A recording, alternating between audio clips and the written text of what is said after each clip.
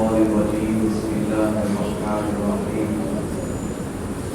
الله لطيف بعباده يرزق من يشاء وهو القوي العزيز صدق الله. سورہ شورى کی آیت نمبر 19 ہے اور حضرت مفتی شفیع صاحب رحمۃ اللہ علیہ نے اس آیت کے تشریح کے اندر بیان فرمایا ہے اسلاف سے کہ اس کے مجربات میں سے یہ ہے کہ جو شخص فجر کی سنتوں اور فرض کے درمیان میں 70 مرتبہ اس آیت کو پڑھے اس کی روزی کا دروازہ کبھی بند نہیں ہوگا. یہ آیت نہیں مجرب ہے. 70 مرتبہ اس کو فجر کی سنتیں پڑھنے کے بعد اسے پڑھے فرائض سے پہلے اس کی روزی کا دروازہ کبھی بند نہیں ہوگا. اس کی پابندی کرے اللہ نے اس کے اندر اتنی برکت ہے. اللہ لطیف بعبادہ اللہ تعالیٰ مہربان ہے اپنے بندوں سے. یرزق من یشاء وہ رزق دیتا ہے جس کو چاہتا ہے. وہو القوی وہ بڑا طاقتور ہے ہر ایک کو دے سکتا ہے. العزیز بڑا زبردست ہے سب کو سنبھالے ہوئے ہے جس کا اہتمام کرنا. پھر انسان نے سرکشی اختیار اس طرح کی کہ جب روزی زیادہ ملتی ہے تو بسا اوقات اپنے رب کو بھول جاتا ہے اور بعض لوگ تو اس کے پیچھے لگ جاتے ہیں کہ بس غربت جو ہے وہ ساری دنیا سے کیسے ختم ہو جائے.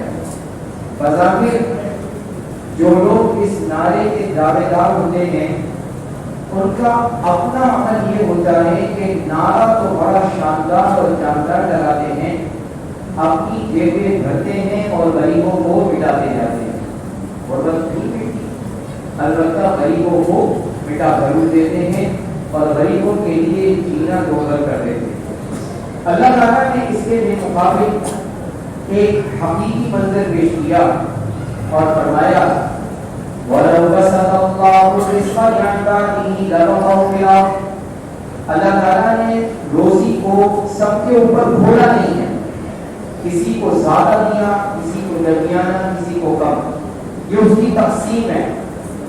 وَلَوْ بَسَطَ اللَّهُ الرِّزْقَ لِعِبَادِهِ اگر اللہ روزی سب پر کھول دے وہ چاہے سب پر کھول دے اس دنیا کے اندر کوئی بھی غریب نہ ہو کوئی بھی متوسط طبقے کا نہ ہو سب کے سب ایکول ہو جائے سب مالدار بن جائے سب کا بینک بیلنس سب برابر ہو جائے سب کی پراپرٹی جائیداد سب کی برابر ہو جائے تو پھر کیا ہوگا.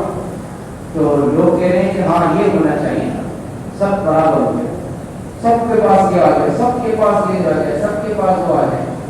اللہ فرماتے ہیں کہ جب ایسا ہوگا نا لَبَغَوْا فِي الْأَرْضِ زمین کے اندر فساد مچ جائے گا.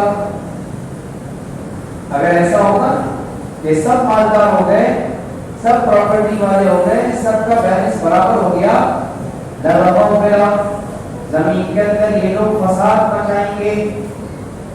وَلَكِنْ يُنَزِّلُ بِقَدَرٍ مَا يَشَاءُ لیکن اللہ تعالیٰ جیسے چاہتا ہے بقدر مقدار کے ساتھ روزی اتارتا ہے. اس نے تقسیم کی ہے. تقسیم اس نے یہ کی جو آگے سورہ زخرف کے اندر اس نے بیان کی کہ تقسیم یہ ہے نحن قسمنا بینہم معیشتہم فی الحیاۃ الدنیا ہم نے دنیا کی معیشت کو دنیا کے اندر تقسیم کر دیا. کسی کو اوپر رکھا اور رفعنا بعضهم فوق بعض ایک اوپر سے بڑھ کر ایک اور اوپر ہے.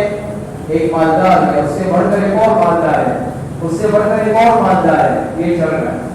اور رفعنا بعضهم فوق بعض درجات بعض کے درجات کو بعض سے اونچا کیا لیتخذ بعضهم بعضا سخریا تاکہ یہ ایک دوسرے کی ضرورت کو پورا کریں ایک دوسرے کی ضرورت کو یہ پورا کریں. یہ اللہ تعالیٰ کی تقسیم ہے. اللہ تعالیٰ کی تقسیم ہے. اس لیے یہ جو غربت مٹاؤ غربت مٹاؤ غربت مٹاؤ نعرے لگاتے ہیں عملی اعتبار سے خالی ہوتے ہیں، سب ماشاءاللہ اتنے صاحب استعداد ہو چکے ہوتے ہیں کہ وہ پورے کے پورے ملک کو سنبھالیں، لیکن اس کے واسطے تیار نہیں ہوتے اور بس نعرے لگا کر کے اپنے ووٹ بینک بڑھا دیتے ہیں، باقی سب کو چھوڑ دیتے ہیں۔ یہ حرکتیں ہوتی ہیں اور کیا ہے، اس چیز کا ہمیں سوچنا چاہیے، خیال رکھنا چاہیے کہ اللہ تعالیٰ کی تقسیم ہے، اللہ کی تقسیم ہے، کبھی کوئی اوپر کبھی کوئی نیچے، کبھی نیچے والے کو کوئی اوپر لے کے جاتا ہے، کبھی اوپر والے کو نیچے کر دیتا ہے، بتائیے کہ ایسے بھی ہوتا ہے۔ کہاں پر آدمی پہنچا ہوا تھا، اللہ تعالیٰ نے کہاں اس کو نیچے اتار دیا، اور کہاں نیچے اترا ہوا تھا، اللہ تعالیٰ نے کہاں اس کو اوپر پہنچا، اس کی مرضی، ٹھیک ہے۔ تو سب ایک دوسرے کی کام کرتے ہیں۔ مالدار کو ضرورت ہے مزدوروں کی، اگر دنیا کے اندر مزدور نہیں ہوں گے سارے مالدار اپنے کو کام کون کرے گا، دیتی مزدوری والے جو کام ہے کون کرے گا، اور مزدوروں کو ضرورت ہے مالداروں کی کہ اگر مزدوری سارے ہو جائیں گے اور کوئی مالدار نہ ہو تو ان کے خرچ کون کرے گا، ان کو مزدوری کون دے گا۔ اس کی تقسیم ہے بھائی، اس کی تقسیم کے خلاف مت جاؤ، فکر کرو کہ بھائی ہر ایک کو اس کا حق پورا مل جائے، ہر ایک کو اس کا حق پورا مل جائے، کسی کا حق دبا کے مت رکھو۔ ہاں یہ اس بات کی فکر کرو، نعرہ لگانا یہ نعرہ لگاؤ کہ بھائی سب اس کے مزدور کے حق ادا کرو، سب مالداروں کا حق ادا کرو، سب متوسط طبقے کا حق ادا کرو، سب حق ادا کرو۔ ایک مرتبہ جگر مراد آبادی حضرت تھانوی رحمۃ اللہ علیہ سے بیعت تھے نا، حضرت تھانوی سے بیعت تھے، لیکن بڑے شاعر آدمی تھے، آپ لوگوں نے اردو کی کتابوں میں ان کا نام پڑھا ہوگا، اور جب پہلے تھے بیعت ہونے سے پہلے ان کا عالم کچھ اور تھا، اس وقت نشے کے اندر دھت ہوتے تھے، اور بیعت ہونے کے بعد جب توبہ قائم ہوئے، اللہ کے سامنے سچے دل سے معافی مانگی، تو پھر اندازی سارا بدل گیا، اندازی سارا بدل گیا، اور کہنے لگے کہ چلو دیکھ آئے تماشا جگر کا، سنا ہے کہ وہ کافر مسلمان ہو گیا، سنا ہے کہ وہ کافر مسلمان ہو گیا۔ ایک دوست تھا، نواب تھا، نواب، اس نواب نے بڑی اپنی کوٹھی بنائی، بڑی حویلی اس نے بنائی، بڑی کوٹھی اس نے بنائی، اور اس کے اندر اس نے اپنے دوستوں کو دعوت دی، جیسے کہ گھر بناتے ہیں دوستوں کی ایک دعوت رکھتے ہیں، تو جگر مراد آبادی بھی اس کے دوست تھے، دوستوں میں سے تھے، تو ان کو بھی اس نے انوائٹ کیا، دعوت دی کہ آؤ بھائی میں نے کوٹھی بنائی ہے ذرا دیکھو، تو جگر مراد آبادی بھی چلے گئے، بھی دوست نے بلایا تو چلے گئے۔ اب نواز صاحب جو تھے ان کے دوست، انہوں نے جو کوٹھی بنائی تھی بڑی شاندار کوٹھی تھی، اور وہ سب کو وہ کوٹھی دکھانے لگے اپنے دوستوں کو، دیکھو یہ میں نے اتنے کا لے کر آیا ہوں، یہ فلاں جگہ سے منگایا اتنے کا، یہ اتنے کا، یہ اتنے کا ہے۔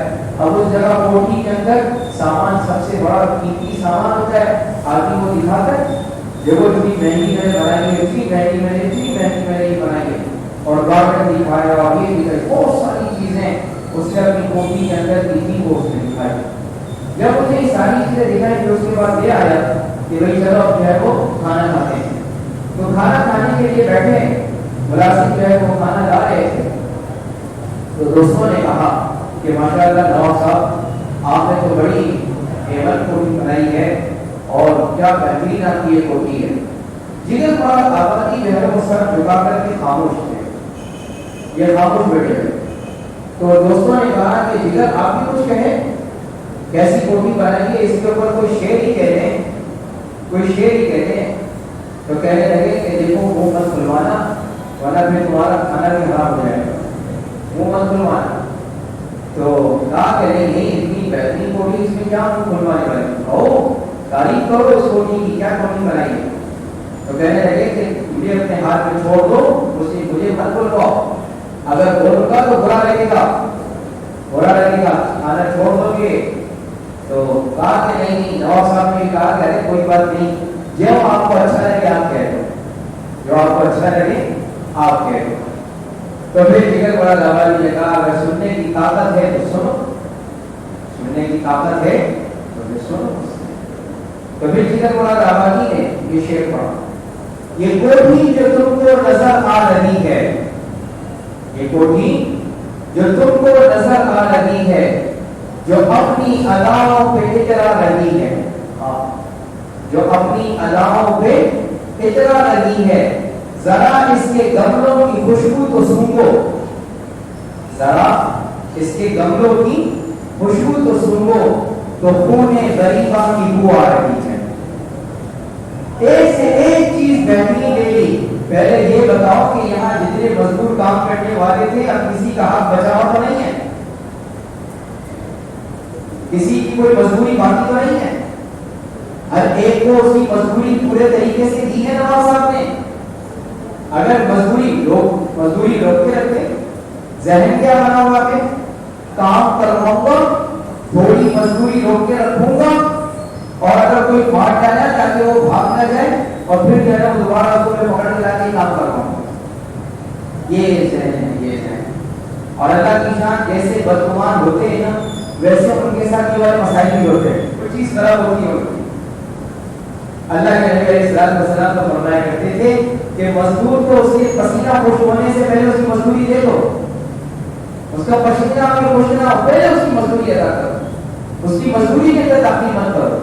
اور ہمارا مقصد کیا ہے کہ پہلے میں دیکھوں گا ہفتہ 15 دن 20 دن مزدوری روک کے رکھیں، یہ بھی سوچتے ہیں کہ اس بیچارے غریب کی مزدوری جو میں نے روکی ہے اس کو کیا تکلیف ہو رہی ہوگی، کیا اس کو تکلیف ہو رہی ہوگی نا؟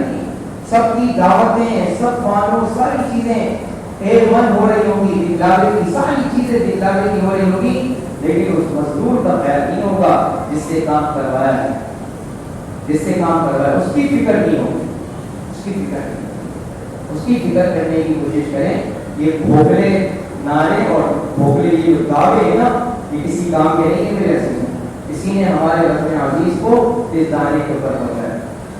عملی کام کرنے والے وہ بہت کم ہے جو کر رہے ہوتے ہیں، سچائی کے ساتھ، جانت کے ساتھ وہ کر رہے ہوتے ہیں، لیکن لوگوں کو وہ سمجھ میں نہیں آتے، اور جو بڑے نعرے لگائے، دعوے کرے، یہ کرے، وہ کرے، لوگ کہنے اور یہ ہمارے رہنما ہے، یہ کرے، ایسا کوئی نہیں۔ اور لیڈر کو دیکھو وہی بہت بڑا وہ بنا ہوا ہوتا ہے لینڈ لاٹ، اور وہ سب کو کچل رہا ہوتا ہے، سب اسی کے لیے پھول برساتے ہیں، وہ کرتے ہیں، وہ کسی کے لیے کچھ نہیں کرتا، وہ کسی کے لیے کچھ نہیں کرتا۔ تو اللہ تعالیٰ نے اس دنیا کے اندر معیشت کو تقسیم رکھا ہے، کسی کو اوپر، کسی کو نیچے، کسی کو بیچ میں، یہ اس کی تقسیم ہے تاکہ ایک دوسرے کے ساتھ جوڑ کے رہو، ایک دوسرے کے ساتھ جوڑ کے رہو۔ تو حقوق کی ادائیگی کی بات ہونی چاہیے تاکہ ہر ایک دوسرے کا حق ادا کرے، مالداروں کا بھی حق ہے، ان کا حق ادا کیا جائے، کہ ان کے کاموں کے اندر غفلت نہ کریں۔ اللہ نے ان کو اس مقام پہ رکھا ہے، وہ اور آگے جائیں گے تو آپ کیا ہے کام کی اور ترقی ہو جائے گی۔ اور غریبوں کو اس کا حق ادا کرو کہ کبھی ان کو جو ہے وہ ستاؤ نہیں، کبھی ان کو تنگ نہ کرو، کبھی ان کو پریشان نہ کرو، یہ ان کا حق ہے۔ سب کا اپنی اپنی جگہ کا حق موجود ہے۔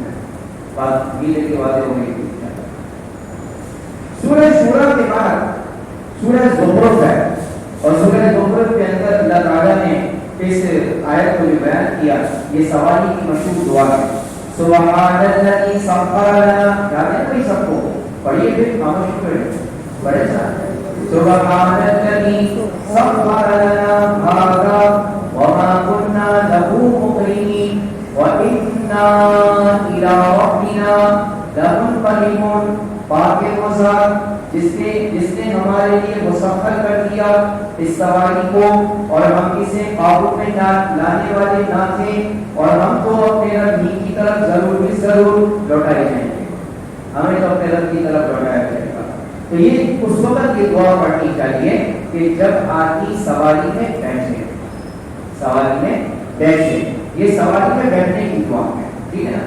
پیارے رسول صلی اللہ علیہ وسلم جب سفر کے لیے سواری میں بیٹھتے تھے، سواری پر بیٹھتے تھے، اس وقت یہ پڑھتے 3 دفعہ پڑھتے، اللہ اکبر اللہ اکبر اللہ اکبر، سبحان اللہ سبحان اللہ سبحان اللہ، الحمدللہ الحمدللہ الحمدللہ، اللهم إني ظلمت نفسي ظلما كثيرا ولا يغفر الذنوب إلا أنت فاغفر لي إنك أنت الغفور الرحيم۔ یہ دعا پڑھتے اور پھر آسمان کی طرف دیکھتے مسکرا کے، فرمایا کہ جو اسے پڑھتا ہے ان دعاؤں کو، ان اذکار کو کرتا ہے، آسمان کی طرف دیکھتا ہے، مسکراتا ہے، اللہ تعالیٰ بھی اس کی طرف دیکھ کے مسکراتے ہیں، اللہ تعالیٰ بھی اس کی طرف دیکھ کر کے مسکراتے ہیں۔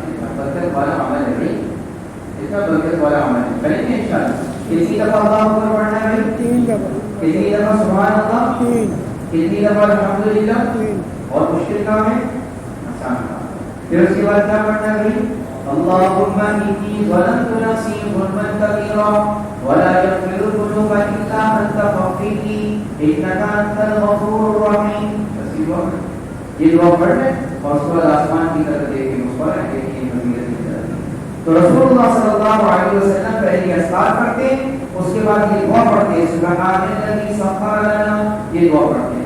اور جب سواری چل پڑتی اس وقت آپ علیہ الصلوۃ والسلام پھر جو ہے وہ آیت کرسی پڑھتے اور اس کے ساتھ دعا پڑھتے، اللهم انا نسألك في سفرنا هذا البر والتقوى ومن العمل ما ترضى اللهم هون علينا سفرنا هذا واغفر عنا بعدا اللهم انت الصاحب في السفر والخليفة في الأهل اللهم انا نعوذ بك من وعكاء السفر وكآبة المنظر وسوء المنقلب في المال والأهل والولد ونعوذ بك من الحول بعد الموت۔ یہ دعا پڑھتے ہیں، یہ دعا کے سفر کی دعا، یہ دعا کے سفر کی دعا۔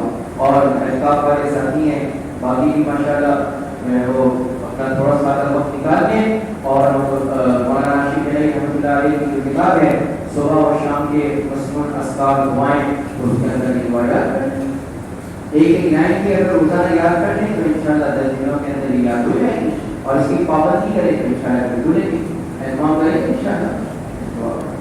سورہ زخرف کے بعد پھر سورہ دخان ہے، اور سورہ دخان کا شب جمعہ کے اندر یعنی شب جمعہ کی رات کے اندر پڑھنا یہ بہت مبارک ہے اور اس کی فضیلت ہے، اللہ تعالیٰ نے اس کے اندر جنت والوں کو بھی خوب تذکرہ کیا۔ پھر اس کے بعد سورہ جاسیہ ہے، اور سورہ جاسیہ کے اندر اللہ تعالیٰ نے ان لوگوں کا حال بیان کیا ہے کہ قیامت کے دن کچھ لوگ گھٹنوں کے بل بیٹھے ہوئے ہوں، گھٹنوں کے بل، یہ سزا ہوگی، وہ نہ کھڑے ہو سکیں گے اتنا سے لوگوں جیسے گھٹنوں کو ویسے یہ سزا ہوگی، اللہ تعالیٰ نے سزاؤں سے محفوظ فرمائے۔ اللہ تعالیٰ فرماتے ہیں فَلِلَّهِ الْحَمْدُ رَبِّ السَّمَاوَاتِ وَرَبِّ الْأَرْضِ رَبِّ الْعَالَمِينَ۔ تمام تعریفیں اللہ ہی کے لیے ہیں جو آسمان کا رب ہے اور زمین کا رب ہے اور سارے جہانوں کا رب ہے، سارے جہانوں کا رب وہی اللہ ہے۔ وَلَهُ الْكِبْرِيَاءُ فِي السَّمَاوَاتِ وَالْأَرْضِ، اسی کی بڑائی ہے آسمانوں میں اور زمین میں، وَهُوَ الْعَزِيزُ الْحَكِيمُ، اور وہی ہے بڑا زبردست، بڑی حکمت والا، وہ بڑا زبردست بھی ہے، وہ بڑا حکمت والا بھی ہے، اس کو چھوڑ کر کہیں نہیں جانا، اس کو چھوڑ کر کہیں نہیں جانا، اس کے در کو چھوڑ کر کہیں نہیں جانا، اسی میں کامیاب انشاءاللہ۔ اللہ جل شانہ ہم سب کو عقیدہ توحید کے اوپر قائم و دائم رکھے، حضور نبی کریم صلی اللہ علیہ وسلم کی مبارک سنتوں کی توفیق عطا فرمائے، عمل کی توفیق عطا فرمائے اللہ پاک، اور آج کی جو رات ہے میرے نبی کو بہت بڑی کیا، کوشش یہی کریں کہ دو ساتھی بھی مل کر کے اس طرح سے نہ بیٹھیں کہ کسی اور کے طرف سے ریاض کریں، اس سے بہت پرہیز کریں، سارے عمل عام کریں، اور اس کے بعد یہ کسی کی غیبت کی وجہ سے سارا عمل کو برباد ہو جائے تو آرام سے اپنی اپنی عبادت کے اندر جو ہے وہ لگیے، خوب اللہ سے جو ہے وہ دعا مانگیے، جیسے کہ صبح ہم نے جو ہے کیا تھا اور اس کے اوپر اشارہ کیا تو جو ہے وہ سنائے تفصیل کے ساتھ، اس کا بہت جو ہے وہ خیال رکھیں کہ آج کی یہ رات ہماری بڑی برکت والی رات ہے، اس کے اندر کوئی کوتاہی نہ ہو، اللہ جل شانہ